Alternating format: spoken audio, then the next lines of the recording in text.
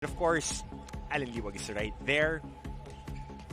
Excited din ako for JC Luciano. I saw this guy working throughout the off-season and we'll see how they would be performing dahil ibang-iba ang laro ng college sa semi-pro.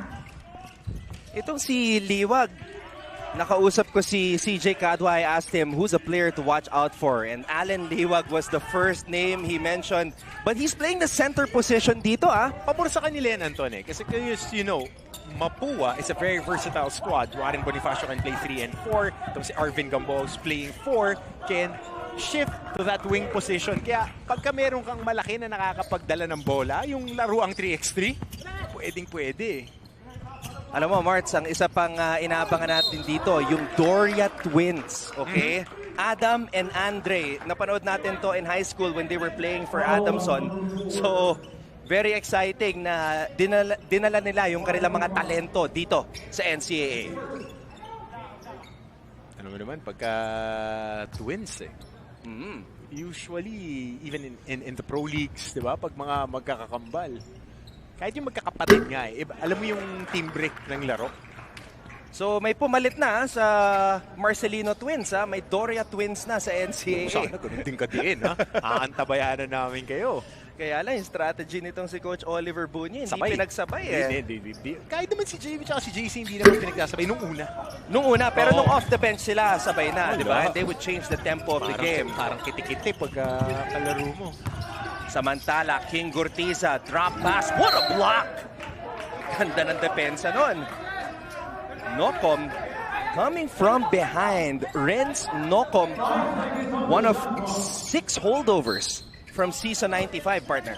And hindi nga siya nabibigyan gaano ng minuto. But his play and Waki Garcia, silang dalawang dapat talaga maging barometer nitong Mapua attack dahil sila magiging lead guards. And Nocom making us look good.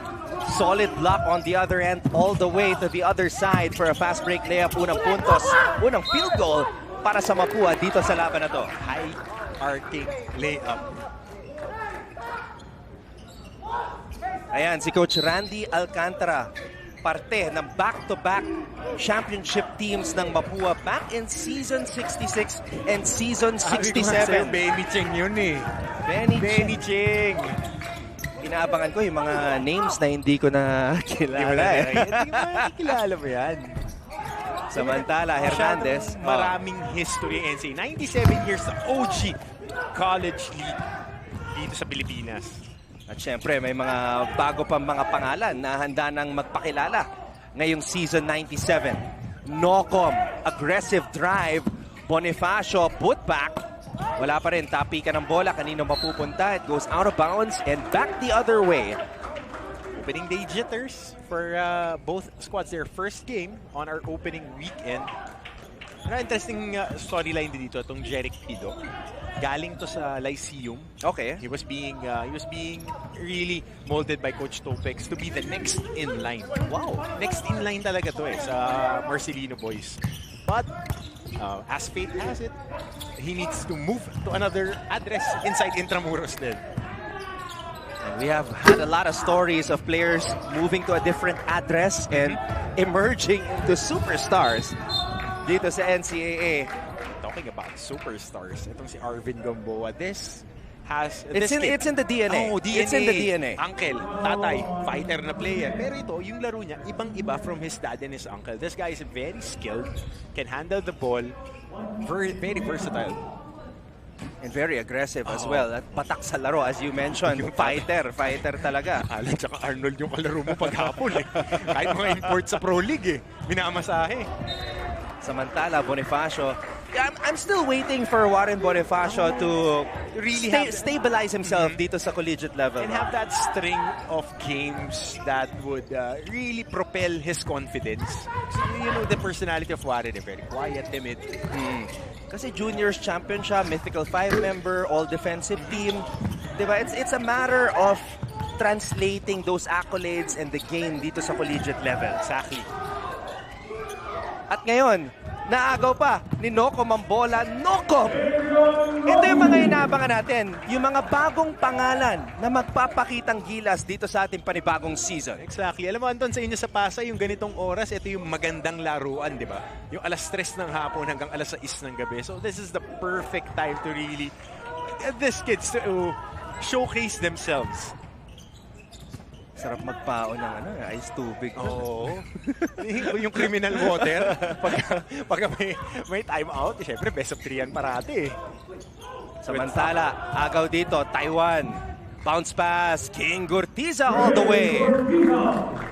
Also, this guy bulked up in the off-season. Si King Gurtiza, getting extended minutes too. With the departure of Jetro Mendoza. Siya yung next in line on that two-guard position. Jetro Mendoza was averaging 12 points per game during season 95.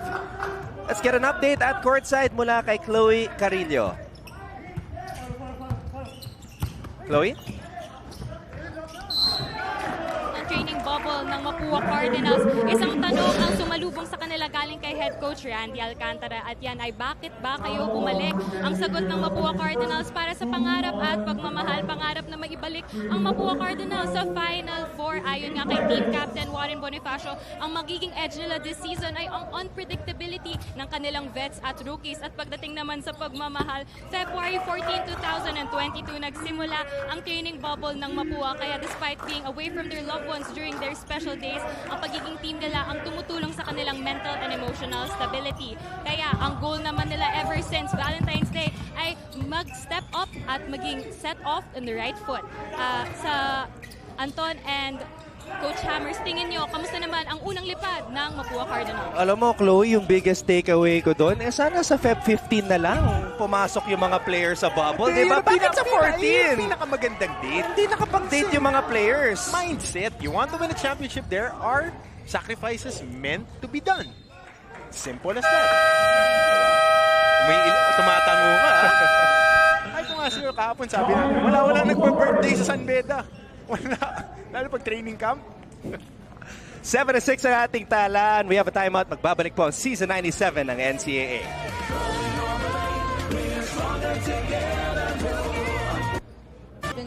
This season 97, ang aim ng team nila is to get better every day. Hindi lang sa basketball development, but mainly their relationship as a team. He believes that having a family-oriented relationship will make it easier for them to work their hardest as a unit. He expects that his 5 players returning from last season, namely JP Magaliano, Marvin Taiwan, JC Luciano, King Gurtuza, and CJ Kadua will make an impact not just today, but for the rest of the season. Unfortunately, Anton, JP Magaliano and CJ Kadua are still not on their 100% as they are recovering from their injuries. Si CJ meron siyang hamstring strain from 3 weeks ago, and si JP Magaliano naman nadali daw ang kanyang tuhod sa pag-ensayo. Another key player is Nat Consejo, who is an energy and an efficient guy for the Generals, will not be playing today because of a concussion. Balik sa inyo, Anton. Maraming salamat, Chase, for all of those updates. And prayers up, by the way, to Justin Arana, who was playing a very solid game as we see this drive by Taiwan.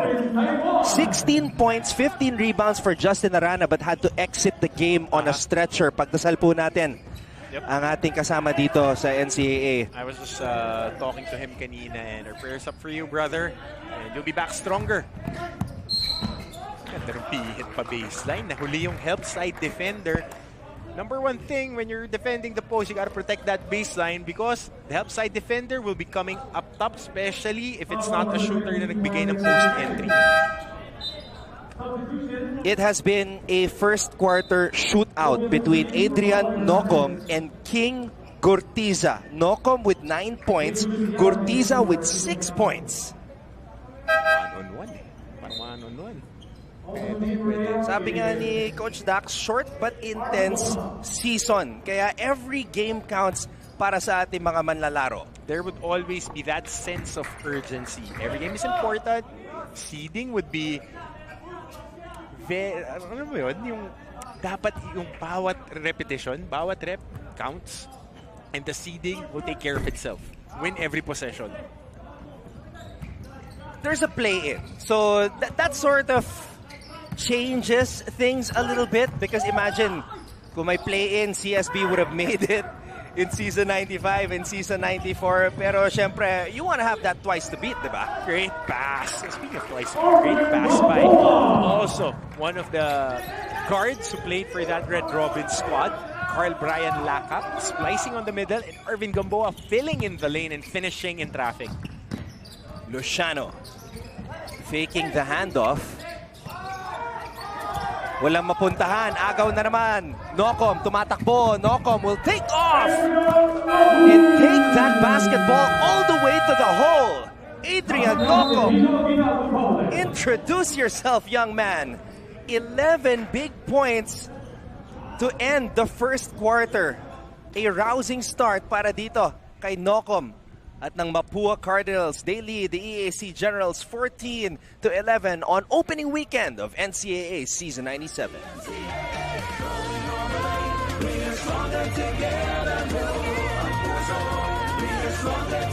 The man of the moment, Adrian Nocom. Hindi pa tapos ang ating first quarter ha. May 3 minutes and 28 seconds pa. Pero meron na siyang 11 puntos. Nocom showing us pure aggressiveness, hustle, and effort. A lot of hustle points, loose balls, and being a pest on the defensive side. Yung tatlong fast break layup niya coming off a stop.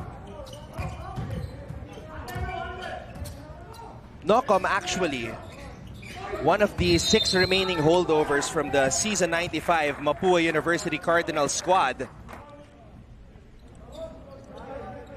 But he was seldom used, only played 14 games and started 1 game.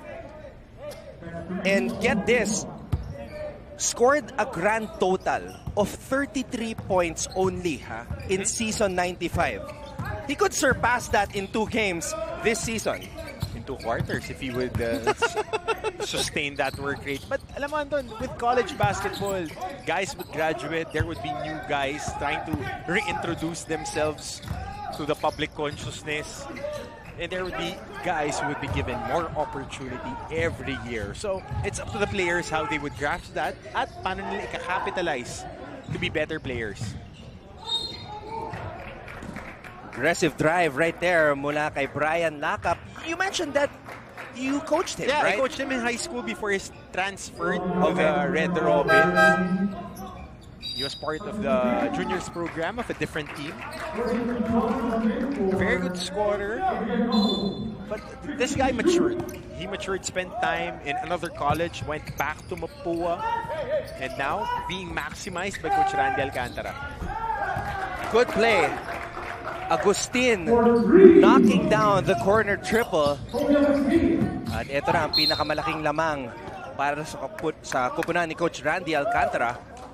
And if you observe the defense of the EAC Generals, nakaklug sila sa lane. Every penetration, ito makikita mo, Anton, on the penetration and the ball swing, masikip na masikip yung kanilang interior defense. So the outside shots on that hockey assist, coming off that dribble drive, malilibre dahil mabilis mag-react ang depensa ng EAC. And look who's on the floor, CJ Cadwa.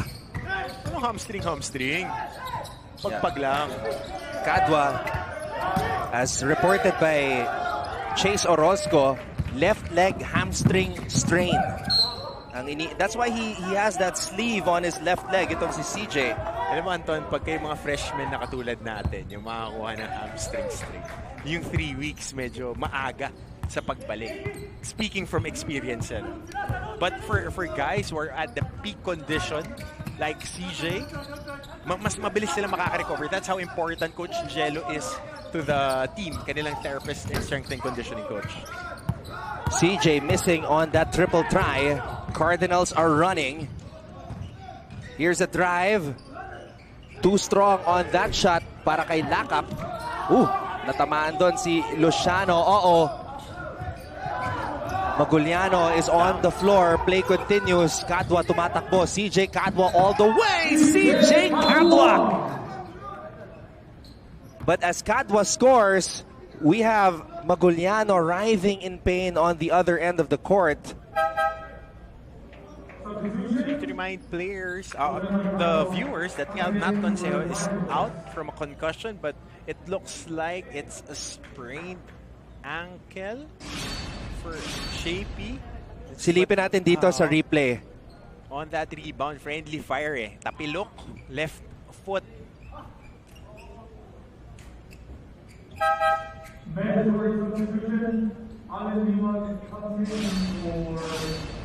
Friendly fire off the box out eh.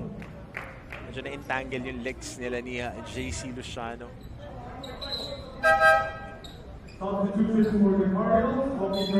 Ito rin yung crucial sa isang short season na single round robin, yung injury management, Coach Hammer. Especially the preparation time is short. You can't build up right away, and you need to prioritize performance as of the moment. So makikita natin, those players who are in the best shape, just like Arvin Gamboa. Did you see that? Oh, Did you see that? Inside out dribble, slashing. And he dribbled all the way from the other end of the court. Point forward style. Arvin Gamboa, too big, too quick, too strong, hindi mapigilan.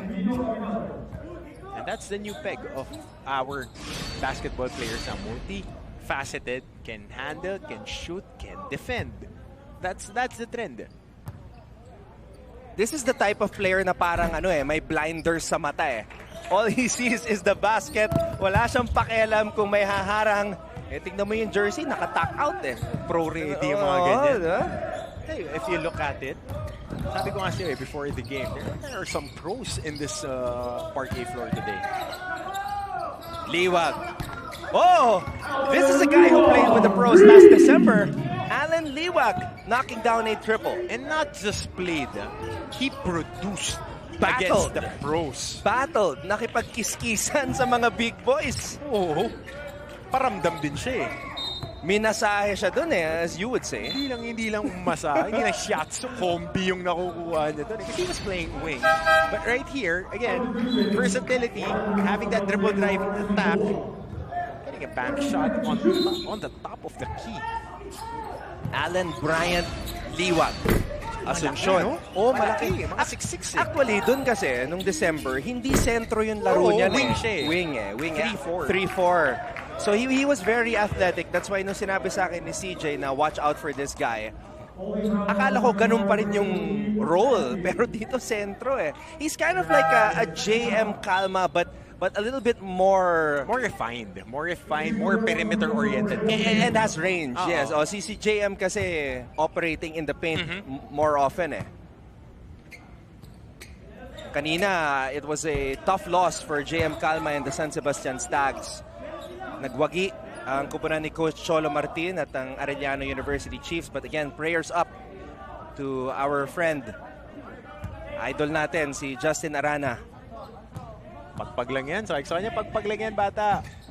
And masipag kasi si Justin din mag-prepare nung off-season eh. Because this guy is a pro.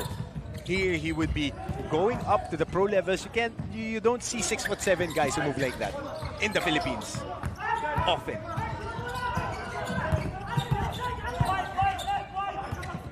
Cardinals looking for an open man. Bonifacio. Iikot. Titira, wala. Doria is now on the floor wearing jersey number 35. This is Andre. Ayan, nalito na ako sa Doria twins. Understandable. So, Adam is number 7. Andre is 35. Kanina si Adam yung nag-start eh. Distinguishing factor. And that will do it. That was an eventful first quarter, my friend. Good exchange, high energy execution, a lot of defensive stops, and the intensity was very high. It was a shootout to start off the first quarter between King Gortiza and this young man, Adrian Clarence Nocom. His nickname, Renz Nocom. Yesterday, it was Renz Abando. Ngayon naman, si Renz Nocom. Introducing himself to the NCAA community. And his Mapua Cardinals na una kontra sa EAC 21-16. Magbabalik po ang Season 97 ng NCAA dito lang sa GTV. Kaya na ng palaki ang ating